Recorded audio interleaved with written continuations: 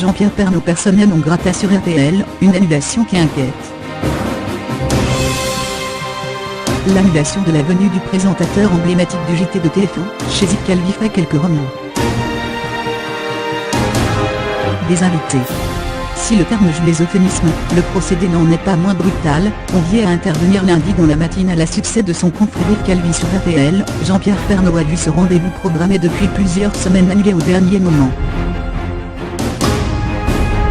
Un revirement auquel Nicolas de Tavernost, nouveau patron de la première radio de France suite à son rachat par le groupe M6, ne serait pas étranger, a avancé le quotidien Le Parisien dans un écho corroboré par la suite par l'Express.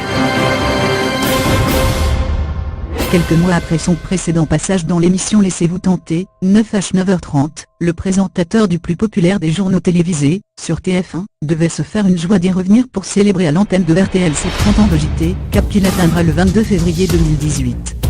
Et de défendre avec son opinion protégée la ligne éditoriale si particulière de son journal, à laquelle les Français qui le suivent sont si attachés, tout comme lui. Occasion manquée pour Jean-Pierre Pernaut, qui était ce 17 février, l'invité d'honneur d'Isabelle Iturburu dans le Tube, et il lui faudra se contenter d'une séquence enregistrée diffusée le jour J. Ni envisagé, ni envisageable. Nicolas de Tavernost avait assuré début octobre 2017, quelques jours avant la précédente venue de JPT, que le rachat de la station ne changera rien dans l'immédiat pour les salariés et les auditeurs, et ce serait en l'occurrence le premier épisode d'interventionnisme constaté par les collaborateurs de RTL, selon les observations faites par l'Express. Il est évident qu'il s'agit d'une logique de groupe. Il n'a pas voulu faire de la publicité pour un concurrent direct de M6. Nous sommes abasourdis. Ce genre de pratique n'est pas ni envisagé, ni envisageable pour nous, a même confié à l'hebdomadaire l'un des salariés.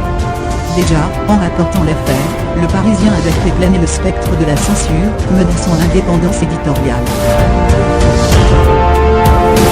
Une crainte loin d'être à prendre à la légère au sein d'une station qui regroupe certains des talents radiojournalistiques les plus pertinents de leur époque, avec, outre le susmentionné Yves Calvi, des professionnels aussi émérites que Marc-Olivier Fogiel, Stéphane Bern, Julien Courbet, Jacques Pradel. Quant à Laurent Ruquier et ses grosses têtes, plus de 2,5 millions d'auditeurs quotidiens, trouveront-ils matière à en rire autrement que jaune ? Simple fait isolé ou signe avant-coureur d'un encadrement éditorial, l'avenir verra si la question mérite d'être posée et si la liberté de ton de la radio numéro 1 de France, clé de voûte de ses audiences florissantes, 6,5 millions d'auditeurs sur la dernière vague mesurée par Médiamétrie, est en jeu.